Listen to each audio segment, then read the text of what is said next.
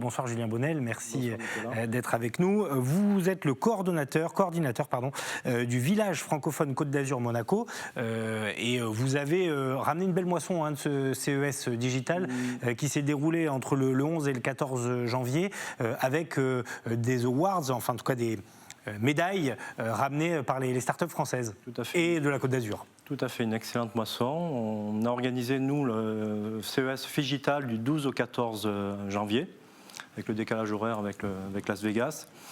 Et pendant 3 jours, se sont réunis entrepreneurs, politiques, experts pour faire des décryptages et start-up et entreprises innovantes qui ont concouru sur un concours qui a rassemblé plus de 300 candidats, et dont 105 qui ont pu défendre leurs solutions. Et parmi les 12 lauréats sur les 3 jours, 4 lauréats sont azuréens. Et ça, c'est plutôt une bonne nouvelle quand on connaît la compétition farouche qui oppose le monde, là, parce que c'est une compétition mondiale. On a des entreprises comme Videtix qui étaient avec vous, Eric, sur l'antenne azuréenne. Videtix, spécialiste de l'intelligence artificielle. On dira 2 mots aussi de Bodyguard qui se charge de supprimer les contenus haineux sur les réseaux sociaux. On voit qu'aujourd'hui, en plus, les startups sont clairement sur des problèmes de société impactants. Donc, ils sont clairement sur des problèmes impactants. Ils utilisent l'intelligence artificielle de très bonne manière. Et c'est là où on voit que la Côte d'Azur est très forte sur cet aspect-là, grâce aux 3 IA qui regroupent l'écosystème recherche, académique et entrepreneurial. Effectivement, sur les 4 nominés, nous avons 3 entreprises qui sont vraiment tech for good, on peut dire. Bodyguard qui détecte les contenus malveillants, ExactCure qui œuvre pour une solution de jumeaux numériques pour nous aider dans notre médication personnalisée, et Videtix, effectivement, qui utilise l'intelligence artificielle et l'acquisition d'images au service des villes et des territoires. Eric, c'est un rendez-vous important quand même, malgré la crise sanitaire, et de voir que nos entreprises, et vous les connaissez bien parce que vous vous êtes intéressé au sujet pour votre émission économique, sont au rendez-vous. Bon, c'est d'abord, le CES de Las Vegas, c'est un secret pour personne, mais c'est le grand rendez-vous mondial. D'ailleurs, on se souvient que quand Emmanuel Macron était ministre des Finances, il allait régulièrement là-bas. C'est à partir de là qu'il a créé la French Tech, en fait, ce rassemblement.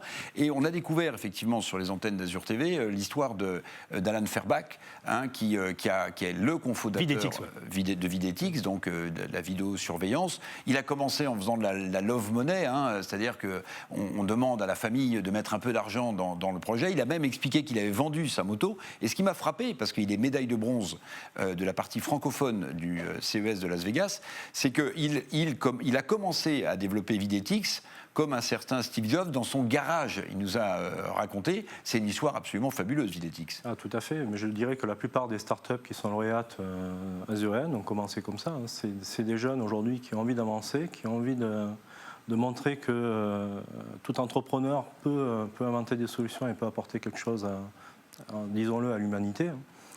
Et c'est parce que ces entrepreneurs osent qu'on a des résultats comme ça sur des concours qui réunissent des startups du monde entier. Donc, et à mon avis, l'entreprise qui a beaucoup d'avenir, c'est Bodyguard. Elle cartonne déjà beaucoup parce que sa spécialité, c'est le blocage des contenus haineux sur Internet, sur les réseaux sociaux, mais aussi sur les moteurs de recherche.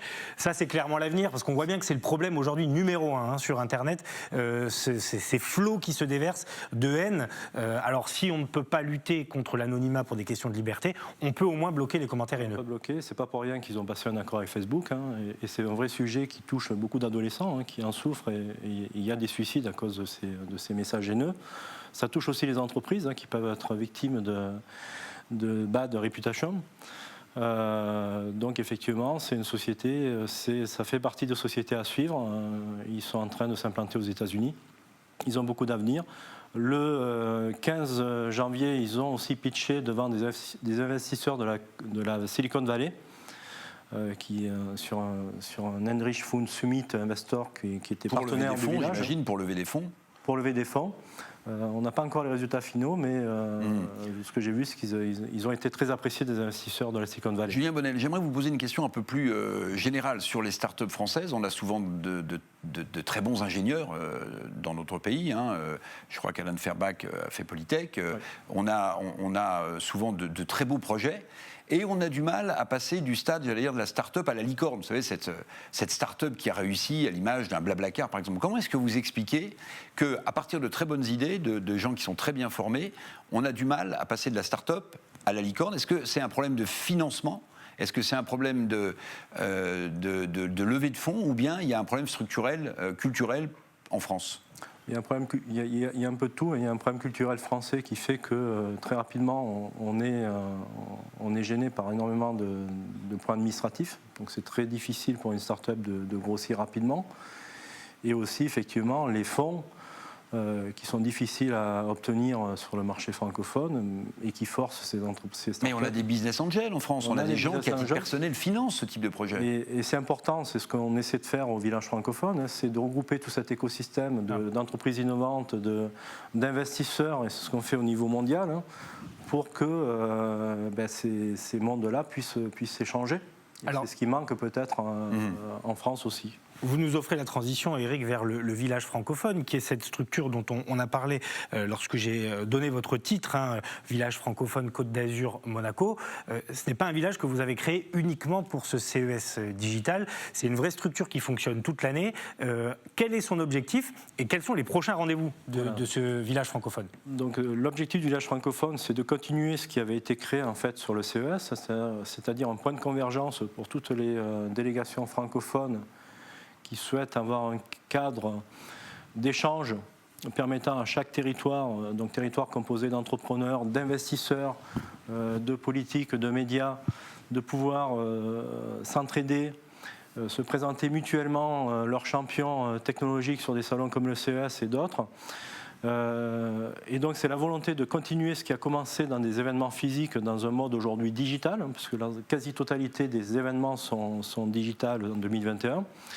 Et on pense que après, une fois que la situation sera revenue à la normale, que les salons vont réouvrir, le digital aura pris une grande importance et les événements vont continuer vont continuer à utiliser le digital. Donc l'objectif du village francophone, c'est de réunir les territoires francophones sur une douzaine d'événements internationaux.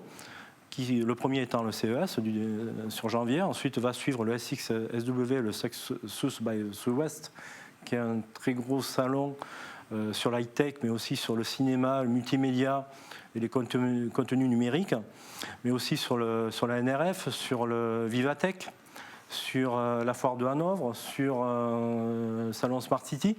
Donc ça sera le bras armé de cette meute azuréenne Tout à fait, ça sera la meute armée, mais ça va aussi être un instrument de promotion du territoire azuréen, puisqu'on va participer à des événements locaux, comme le CES local, le Cannes Entrepreneurship Summit, dont la deuxième édition va se tenir au mois de septembre. Et j'imagine que Vivetix et Alain Ferbach sont présents sur le salon des Smart Cities parce que c'est le principal développement de cette start-up. Voilà, tout à fait. On va les accompagner tout le long de l'année, et notamment sur les salons Smart City, pour les aider et les présenter à un maximum d'investisseurs tout au long de l'année.